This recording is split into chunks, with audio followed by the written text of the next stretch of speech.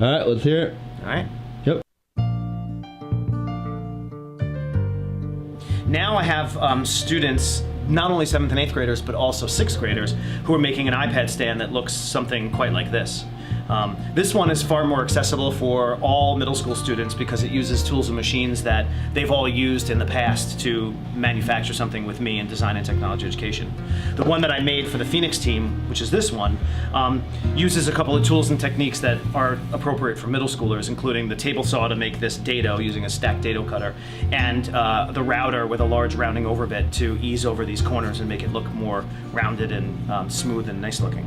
So while this was a really good design for mass production, and I made just about 100 of these, when I decided that I wanted students to make iPad stands, I did a little bit of research on the internet, and I tried to find one that I thought was aesthetically pleasing and kind of good looking, but also, more importantly, accessible to middle school students, including 6th graders.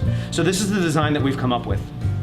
That I came up with. I designed this product, which, you know, I just did some research on the internet, so I don't find it to be earth-shattering or anything particularly amazing, but it does allow students to make it, and we're making the 2 parts, and then I'm supplying the dowels with them. They get a chance to do some assembly, and they get a chance to do some staining to change the color of the workpiece to a color of their choosing. I have like 9 different stains they can choose from.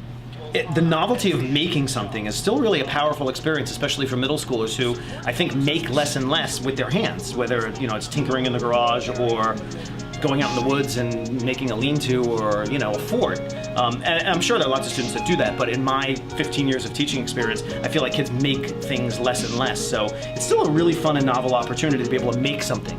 Now, students didn't design this, I get that. Design is actually really difficult without knowing some basic manufacturing skills first. We could certainly design something that in theory could work, but I really want students to make things that actually do work and that are going to do the job that they were designed to do. And I have lots of students who are really excited to make their iPad stand because they need one. And technology is about using tools, and an iPad is a tool. I'm looking around for mine, it's not here. An iPad is certainly a tool, but so is a pencil and a bandsaw and a piece of sandpaper. So I still have students using tools to make tools for their tools. I think that's kind of neat in a way.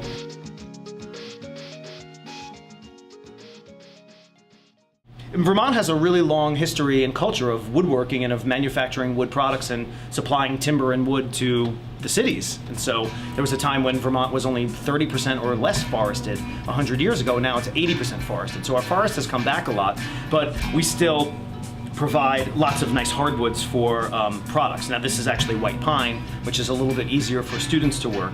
But I want students to know that, you know, that there's also history and culture involved in woodworking in Vermont. And so they can kind of, you know, grab some of that.